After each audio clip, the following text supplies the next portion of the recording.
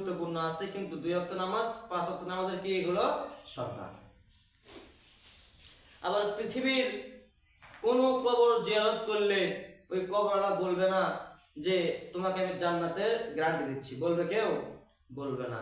বা কোন কবরের উদ্দেশ্যে যদি আপনি সেখানে উদ্দেশ্যে তাকে জিয়ারত করার জন্য যান বা তাকে সালাম দেওয়ার জন্য কোনো উদ্দেশ্যে যান, সে কখনো গ্যারান্টি দেবে না যে আমার কাছে আসো আমি তোমাকে জান্নাতের সার্টিফিকেট দেবো, কেউ বলবে না, কোনো কবরওয়ালা বলবে না। কিন্তু পৃথিবীর মধ্যে, দুনিয়ার মধ্যে এমন একটা কবর আছে যে কবরে যদি আপনি যান, সালাম দেন, রসুল বলেন আমি রসুল তোমাদের জান্নাতের সার্টিফিকেটের জন্য সুপারিশ করবো আমার কাছে। সেই কবরটাই হচ্ছে আমার আপনার নবী করিম সাল্লাল্লাহু আলাইহি ওয়া সাল্লামের কবর মুবারক। যদি আপনি সফরের উদ্দেশ্যে ওনার কবর, তাওয়াফের উদ্দেশ্যে ওনার কবর ভালোবেসে জিয়ারতের উদ্দেশ্যে যান, ওনার কবরের কাছে গিয়ে দোয়া করেন, রসুল বলছে যে আমি তোমাকে তোমার জান্নাতের জন্য সুপারিশকারী হয়ে যাব। আল্লাহ তাআলা বলেন হে নবী আপনি জানায়া দেন, আপনি জানায়া দেন আমি আল্লাহর বড় দয়া, আমি আল্লাহ বড় দয়া করে মায়া করে আপনি আমার বান্দাদেরকে সৃষ্টি করিয়াছি। বান্দা যদি ভুল করে আমি আমার বান্দাকে মাফ চাওয়ার সুযোগ করে দিয়েছি। যদি মাফ না চাই আপনি এটাও জানিয়ে দেন যে আমি আল্লাহর শাস্তি অত্যন্ত ভয়ঙ্কর। আমি আল্লাহর শাস্তি এমন ভয়ঙ্কর যেটা চোখে দেখা যায় না, যখন মৃত্যুবরণ করবা তখন দেখতে পারবা আল্লাহর শাস্তি কিরকম ভয়ঙ্কর। ওই জন্যই কবি বলেন এমন জীবন করিয়া গঠন, মরে গেলে হাসিবে তুমি কাঁদিবে ভুবন। এমন জীবন করিও না গঠন, মরে গেলে কাঁদিবে তুমি হাসিবে ভুবন।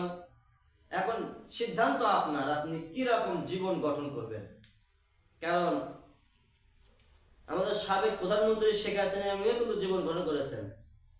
আবার আমাদের প্রিয় মহব্বতের মানুষ আল্লামা দিলওয়ার হোসেন সাইদি, উনিও কিন্তু জীবন গঠন করিয়েছিলেন। তো কেমন জীবন আমি আপনি গঠন করব? যদি উনার মতো জীবন গঠন করতে পারি তাহলে মরার পরে আমি আপনি হাসবো, আমাদের জন্য কেঁদে সবাই দোয়া করবে। হ্যাঁ, আর যদি আমাদের সাবেক প্রধানমন্ত্রীর মতো দোয়া করি, শেখ হাসিনার মতো যদি জীবন গ্রহণ করি, তাহলে আমরা মরার পরে কাঁদবো, মানুষ আমাদের জন্য কি হাসবে আর আলহামদুলিল্লাহ বলবে আপদ বিদায় হয়েছে, এটা বলবে। তো জিন্দেগির বড় দাম, হায়াতের বড়ই দাম, সুযোগেরও বড়ই দাম। কারণ আল্লাহ পাক আমাকে আপনাকে যেই সুযোগটা দিচ্ছে, আপনি একটু পিছন সাইডে খুঁজে দেখেন বা আপনার বাসা থেকে কিছু সাইডে খুঁজে দেখেন, হয়তো ওই সুযোগ টাইমে, ওই সময় টাইমে আপনার পাড়া প্রতিবেশী বলেন বা আপনার আত্মীয় স্বজন বলেন বা কেউ কেউ বলেন ইন্তেকাল করছে, ঠিক না? তাহলে দেখেন আল্লাহ পাক আমাকে আপনাকে যেই সুযোগটা দিচ্ছে, এই সুযোগটার কত দাম। আমাকে আপনাকে আল্লাহ রাব্বুল আলামিন যে হায়াতটা দিছে, এই হায়াতের কত দাম। এই হায়াত অত্যন্ত দামি জিনিস। সেই হায়াতটাকে আমরা গুনাহের কাজে লিপ্ত করে, গুনাহের কাজে ব্যয় করে হায়াতটাকে শেষ করতেছি। আফসোস। আমাকে আপনাকে আল্লাহ রাব্বুল আলামিন যে হায়াত দিয়েছেন, আমি আপনি আল্লাহর কাছে চাই নাই যে মালিক আমাকে আপনি হায়াত দেন, আমাকে আপনি হায়াত দেন, কিন্তু আল্লাহ পাকের বড় মায়া, বড় দয়া, আমাকে আপনাকে হায়াত দিয়েছেন। সুবহানাল্লাহ। আমাকে আপনাকে না চাইতেও হায়াত দিয়েছেন। আল্লাহ পাকের বড় দয়া, আমি আপনি আল্লাহর কাছে না চাইতেও সুন্দর একটা দেহ পাইছি না?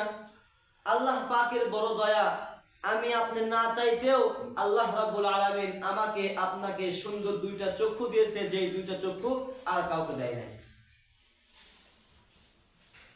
আমার আপনার বড় আল্লাহ পাকের দয়া যে আমি আপনি আল্লাহর কাছে না চাইতেও আমাকে আপনাকে আল্লাহ রাব্বুল আলামিন কথা বলার জন্য জবান দিয়েছেন। যে আমি কথা বলতেছি, এই যে কথাটা বলতেছি, এটাও আল্লাহর দয়া।